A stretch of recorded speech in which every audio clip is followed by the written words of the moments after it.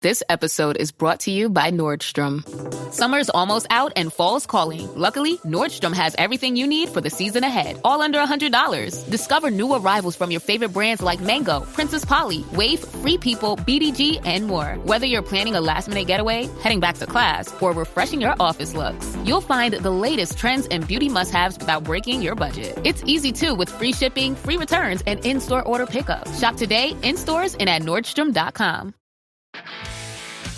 If you're a lineman in charge of keeping the lights on, Grainger understands that you go to great lengths, and sometimes heights, to ensure the power is always flowing. Which is why you can count on Grainger for professional-grade products and next-day delivery, so you have everything you need to get the job done. Call 1-800-GRAINGER, click Grainger.com, or just stop by. Grainger, for the ones who get it done.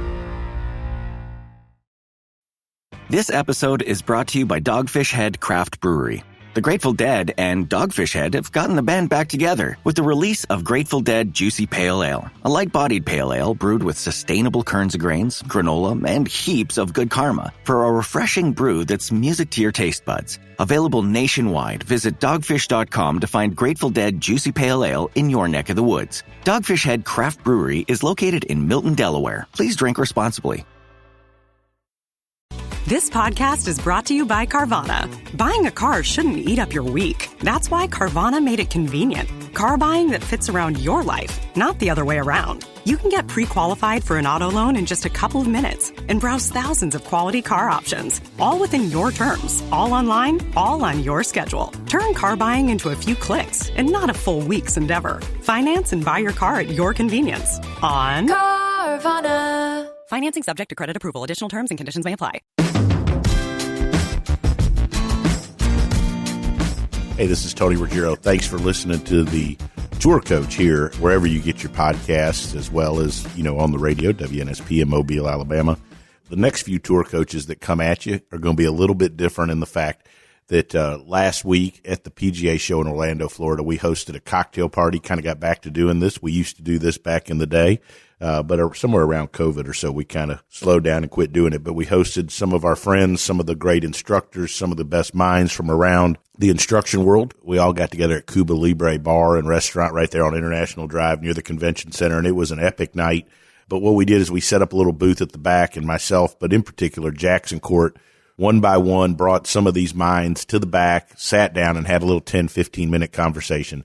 And now my producer, one of the good dudes here helping us keep all this stuff going out, Clint Crouch, has put these together to roll these out over the next few Tour Coach episodes. So what you're about to hear is myself or Jackson Koert sitting down with some of our friends, some of our guests, and taking an inside look at the instruction world, the golf world, what goes on at the PGA show, and everything to help you play better golf, teach better golf, or enjoy the game, as always, is here for you on the Tour Coach. So I hope you like the behind-the-scenes look and some of the conversations that happened at the Tour Coach Pro Work Dew Sweepers cocktail party at the PGA show. I think you'll enjoy it. We got a Hall of Fame lineup tonight. I'm privileged to be sitting next to Alex Clapp, who we go way back to the college days. We do, mate. We do. I appreciate you. And I was just talking to Andy Hess. Okay. He played at Northwood down in West Palm. Yeah. And we were talking about you. Right. I was coming to see you. And I was like, Alex had this drink in college, and I swear it was like Jaeger and lemonade, but it tasted just like Coca-Cola. There you go. Is that the drink? No, it was amaretto and Coke. Amaretto That's and Coke. exactly what it was. So it didn't taste like Coke. It tastes like cola balls. Man, it was incredible. Absolutely. And I remember you would have a couple more than me, and you'd show up to the range feeling a lot better than me. Yeah, but then you would turn up with the rumple, and then you would turn things sour pretty quickly. Yeah. All right, so first of all, appreciate you helping me with some of the social media and online stuff, because that's not my strength. And appreciate it, yeah. Being a young instructor, there's a bunch of different ways you can go. Absolutely. Absolutely. Career. And, for sure. I'm privileged to have had Tony and Wayne and Mark Heck and all these guys around him help groom me, and then obviously you've been an influence with me on that side of things. So I want to thank you for that. No, thank you. Thanks for the props. obviously still an area in which I need to improve, so that's going to be another conversation. Another conversation for later, absolutely. But I think where I want to open up the conversation is just you sharing a little bit about your story. Just give us a quick intro, and then talk about what you do with a lot of your online coaching in person, maybe some of the differences and the benefits there. Yeah. So, as Jackson alluded to, I played college golf with Jackson. I was at Bethune-Cookman. He was at Embry-Riddle, which was down the road in Daytona. And finished for 4 years, went back home, played a little bit at college. And then when I went back home, I turned pro. Tried to play for 6 months, but always really knew that I was a bit of a coach. Every time anyone would ask me to look at their swing, even at college, I would have a look at it and things like that. I remember that. Yeah. You yelled at me. I will never forget this. We were at the range on LPGA. I was filming somebody's swing, and you were halfway down the range, and you yelled, "That's the wrong angle." That's the one. You know. And camera angles are important. And I am a stickler for them. You are now. So, yeah, as Jackson said there, I mean, we've known each other for years and went home. I always kind of knew I was a coach, and I found myself being a coach a lot of the time. We go to tour events and stuff. We go to Bay Hill often, obviously, because we were in Daytona. It was only like an hour up the road. All the guys were like, let's go on the course. Let's see what they do. And it's good to see guys on the course. But I wanted to sit on the driving range and watch them hit golf balls and watch how their swings work. And watch, more so for me, which heavily influenced the way that I teach today, was I was able to watch their patterns and how what you would class as, if we're going to call it this, a funky golf swing, right? Or a funky grit, related to them producing a really functional ball flight. So I always had that in me. I always wanted to figure out why something worked, and nowadays they call it mashups, as you know, bit of a buzzword in the world today. And then I started coaching. I got lucky along the way, as we all do. I help a couple of Challenge Tour players back home and a couple of kind of Corn Ferry players over here, college guys. I'm really big into helping the college guys because I've experienced it. I feel like I can offer quite a lot to players in that respect. Yes, I can relate there. Just started teaching, and when I started teaching, I transitioned into online instruction through COVID. Yep. So I do a hell of a lot online. I was helping a European tour guy at the time. He had some good finishes, which, again, is, as we know in this business, you've got to get lucky, and you kind of grow from there. If it's consistent, it's not luck. Correct. Yeah, I agree with that. Really agree with that. I do. I think you make your own luck, for sure. So go on. So, what are the benefits of doing online instruction from a coaching standpoint and from a player standpoint? Give me those two. Just the accessibility more than anything. I mean, I teach on Skillist, and I have subscribers, and maybe two of them are England. Two of them are from England, right? The rest of my subscribers are made up from the United States. They've made up from New Zealand, some in all over Europe, Norway, things like that. And so accessibility on your end and their end. Yeah, absolutely. Okay. Really, really elaborative in the sense that, yes, both ends. I want to really kind of emphasize that it is both ends, how accessible it is.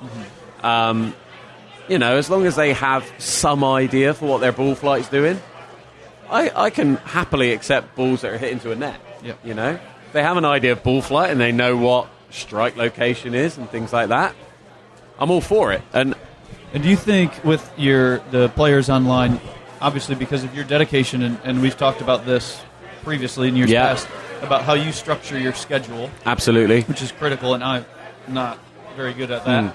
But you've got a lot of other stuff going on. Yeah.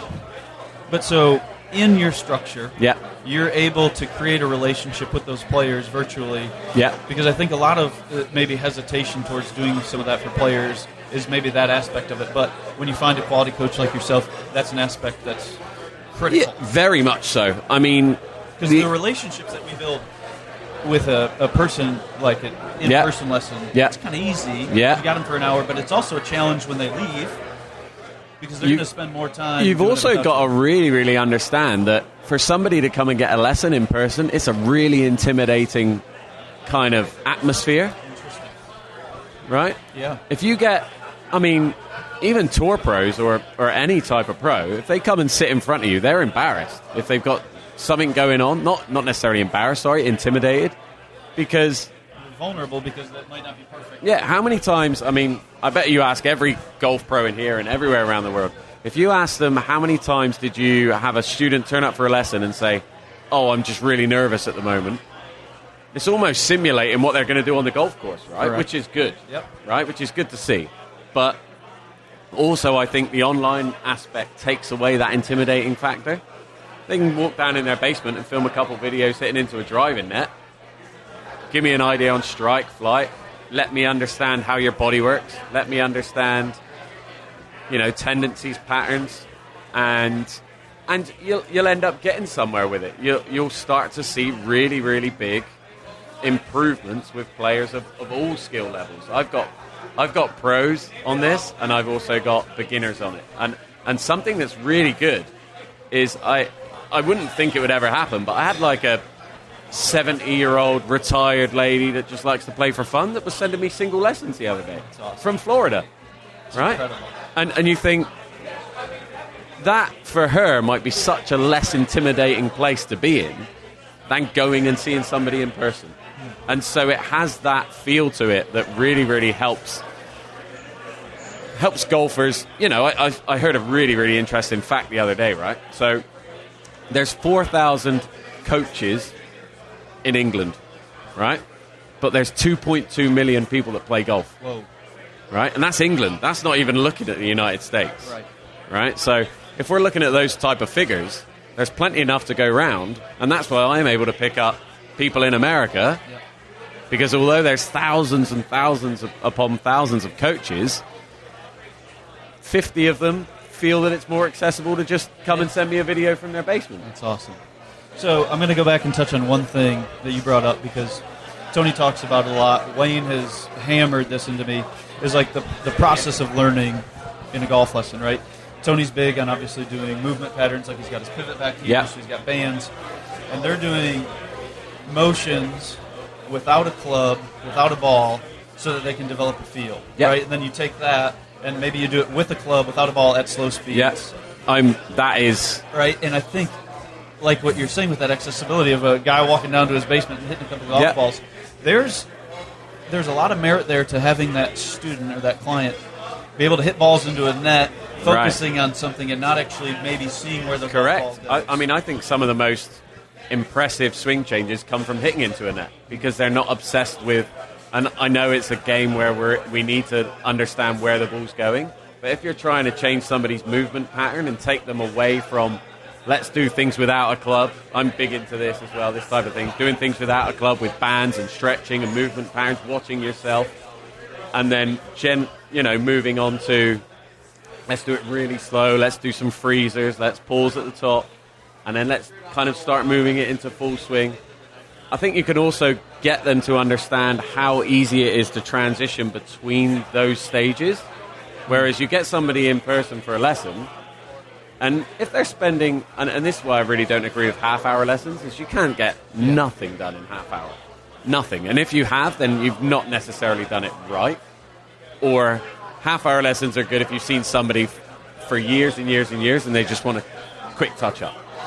That's awesome. It's really cool to see how you having great success with online coaching. Appreciate it. And also great success with in-person coaching, and maybe how you're able to take a couple pieces from each aspect and help the person that you're seeing, and then also help the person that you're seeing through a screen. Absolutely. And using that as a catalyst, not only for yourself and your career, but also for each person, because like we were talking about it earlier with Kevin Sprecher, and about coaching the individual person. Right, and also Dr. Scott Lynn with his swing catalyst stuff, coaching the individual person. It's awesome to see how elite coaches like we're surrounded with today, including yourself here with me. And yourself. Like, I don't know about that, but like being able to learn those things, because obviously, our job may be to make your swing look pretty, but get you to play better golf, whether you're in person or you're away. So I want to wrap this up. I think I got one thing first.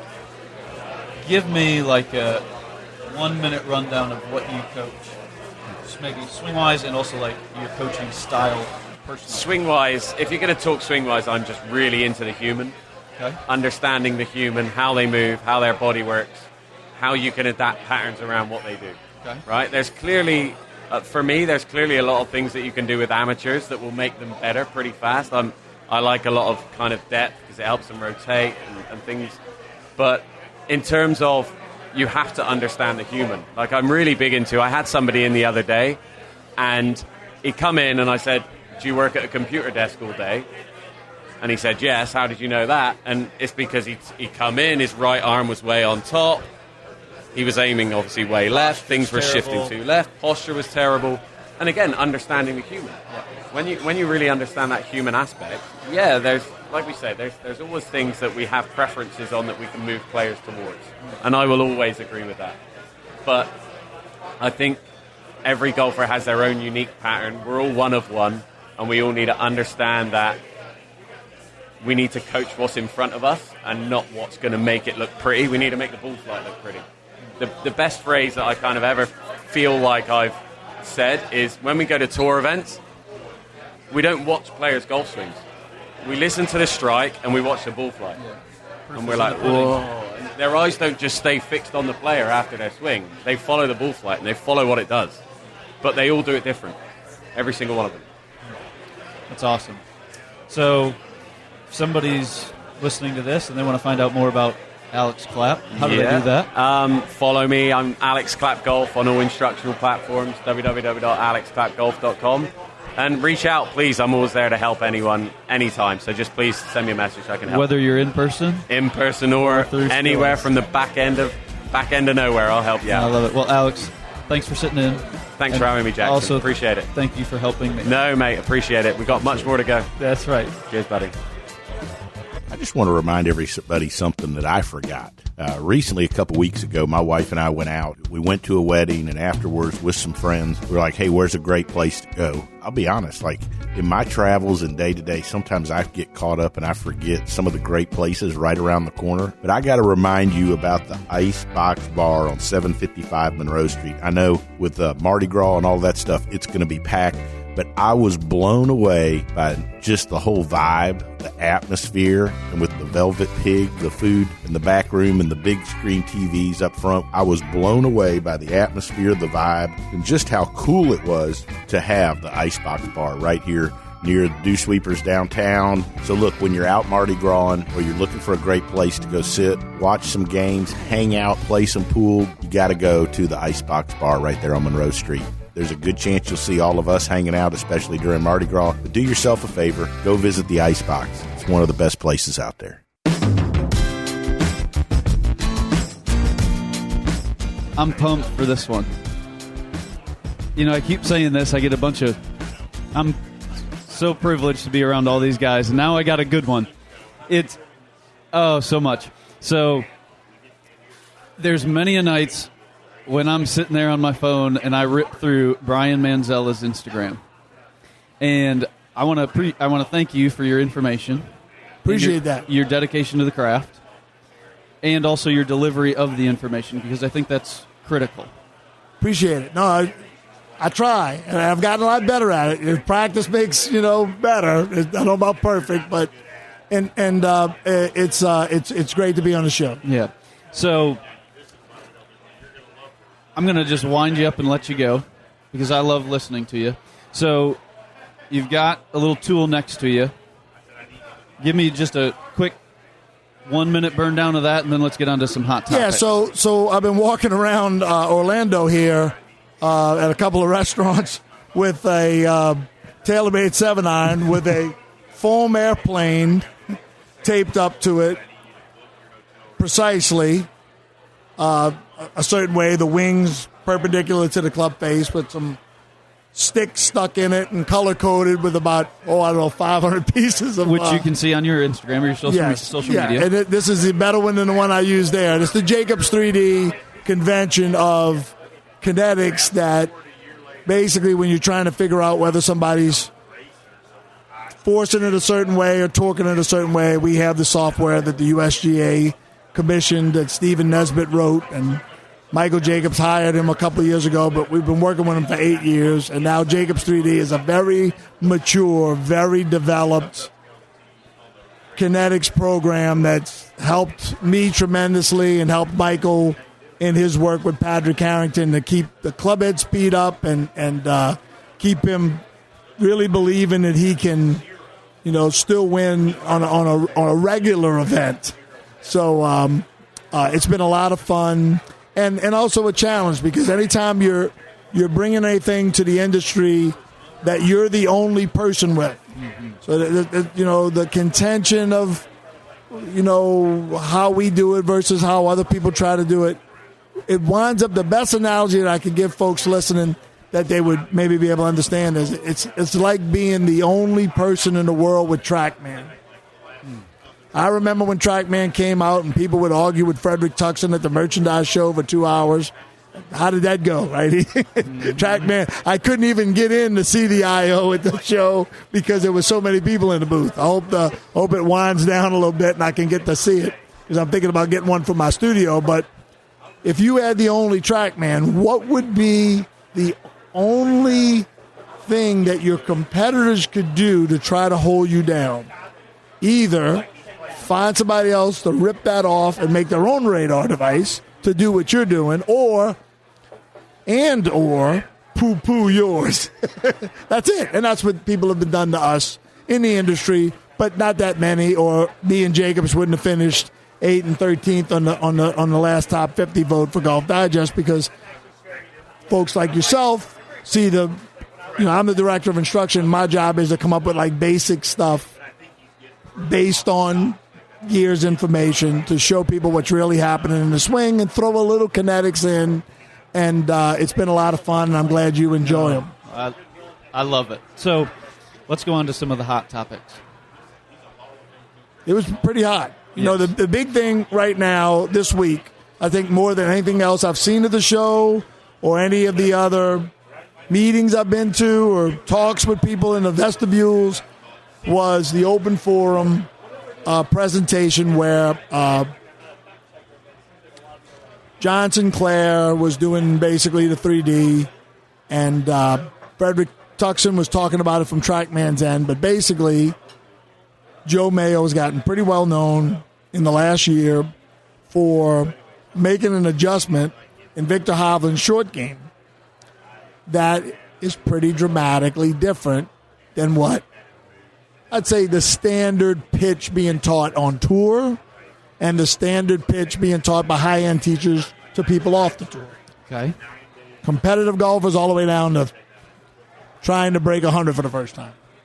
And if you don't know what that is, it's a very steep angle of attack, 10 degrees, and a very straight line movement of the club head away from the ball, up and down. Like if you were doing it up against a wall that was in front of you, the club head would stay very close to the wall, way closer, let's say, than somebody like Jason Day, whose teacher Chris Como is here tonight. So, or Steve Stricker, is an example of two guys who have pitched the ball good for a million years. So, Joe made the point that he believes, in his mind, that a very, very direct, steep angle of attack would help almost anybody hit more solid shots around the greens. And basically, I don't believe that, because I've been doing this for 41 years, and I've even given short game lessons to David Toms. One time, David was really struggling with his short game right before he teed off on I think it was like a Wednesday Pro-Am.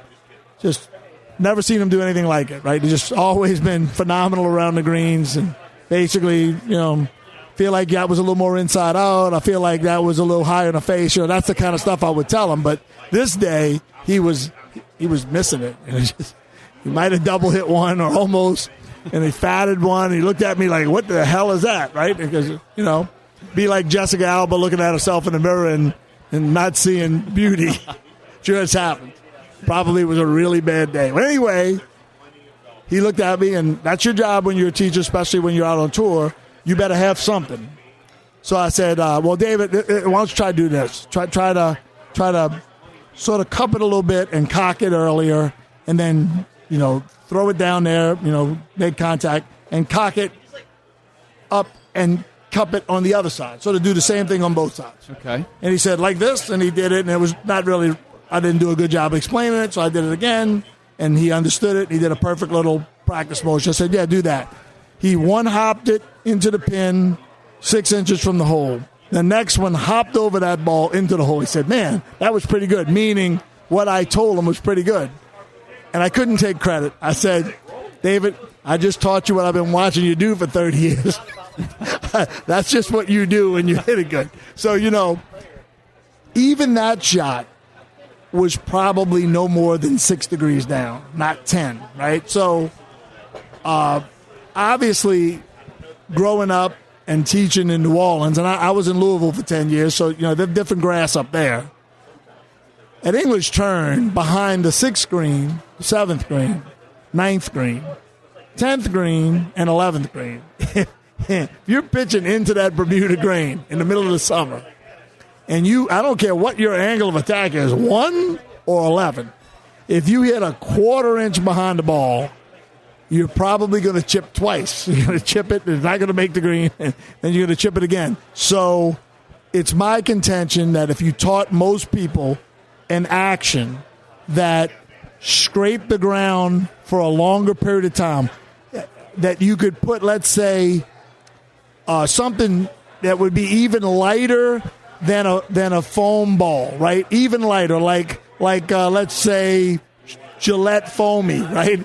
And if you put 4 Gillette Foamy balls of foam, shaving cream, and you took one of those balls and slipped a real ball in one of those 4 balls, and Jason Day sat up to any of them, the ball that you put underneath the foam would be still hit. So that, obviously, to me, that kind of action, that's sort of scrape the ground action, is probably best for most people.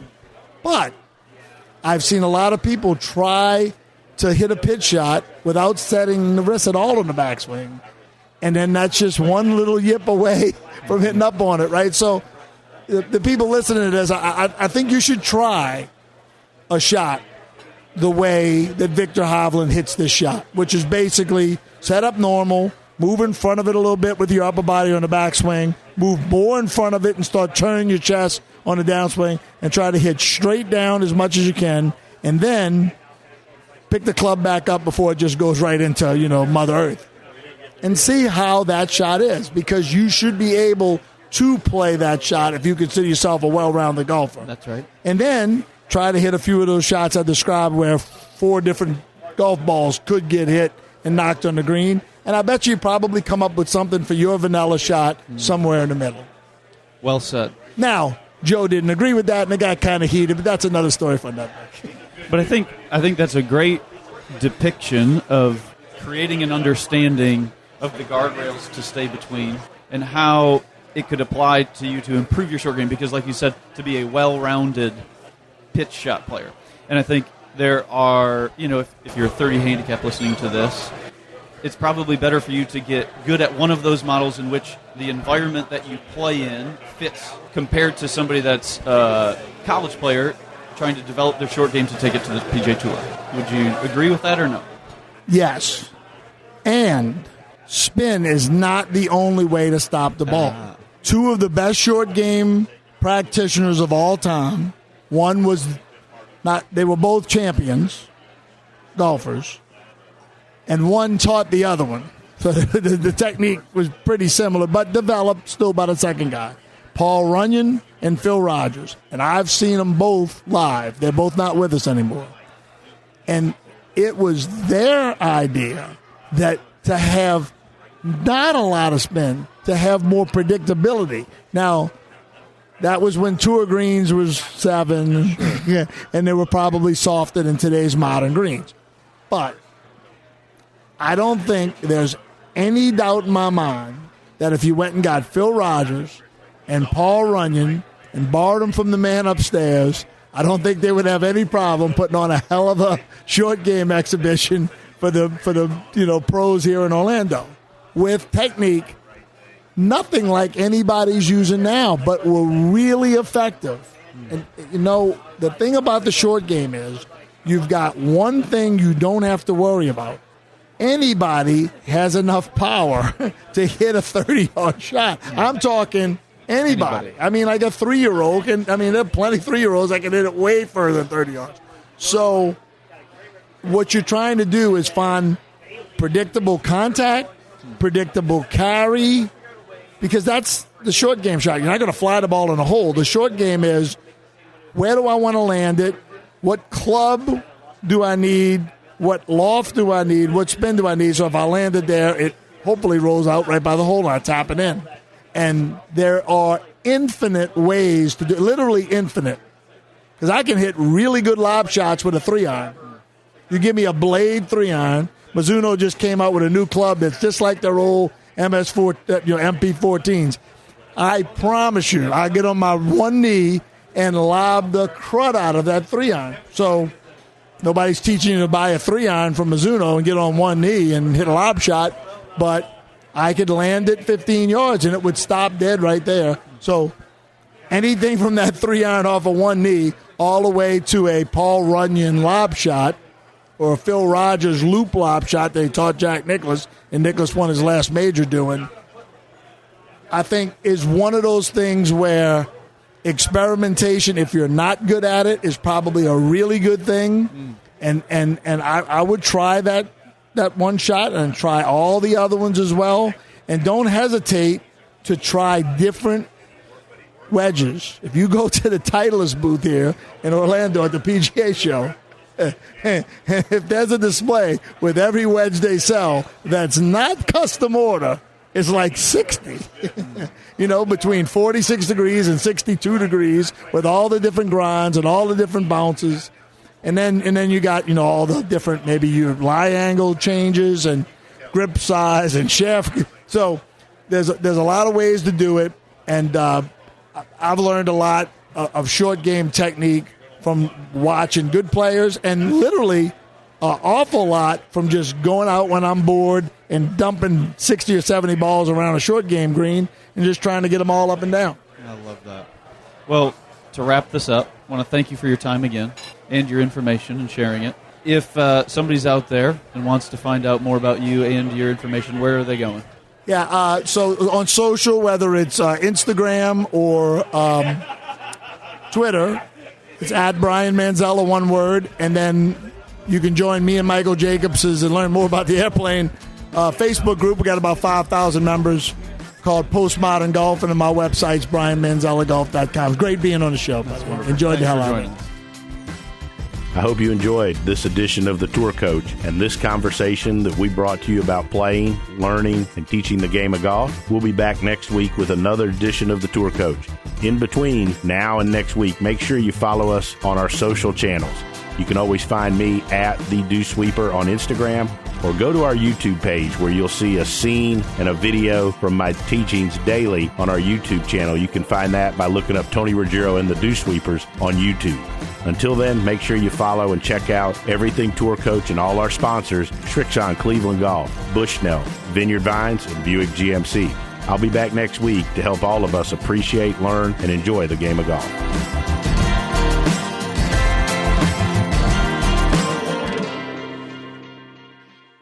Hi, this is Tony Ruggiero. And look, recently, several teachers I know and several players have had some scares with skin cancer. In fact, I recently went and saw a dermatologist here in town, and I had a couple things frozen off, eyelid, my face, my earlobe, and not getting any younger. And I know it's getting to that time of the season where it's cooler, but look, being in the sun is a real deal, and I've not been very good, to be totally honest, my whole career at using it at all, because I didn't like how greasy it was, how hard it was to get off your hands, how it clogged up my pores. And then I found this sunscreen, Visor Skin Care. It's clear, it goes on, it doesn't dry you out, it isn't greasy, it's like you didn't put anything on it. By far, it's the best sunscreen I've ever used. Without a doubt, is the easiest to use.